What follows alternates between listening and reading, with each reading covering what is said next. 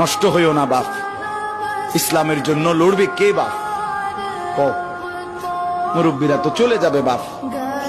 18 বছরের ছেলে, 20 বছরের ছেলে, 22 বছরের তাগড়া জওয়ান, তুমি নষ্ট হয়ে গেলে, তুমি চরিত্রহীন হয়ে গেলে, তুমি যদি সারাক্ষণ নারী ছাড়া, ছবি ছাড়া, মদ জুয়া অশ্লীলতা, তুমি যদি মোবাইলের আসক্তি ছাড়া চলতে না পারো, আগামী দিনে ইসলামের জন্য তুমি করবা কেমন, লড়বে কেমন? আগামী প্রজন্ম তোমার হাতে নিরাপদ দিন পাবে কেমন? বেঁচে থাকার নিরাপত্তা মিলবে না।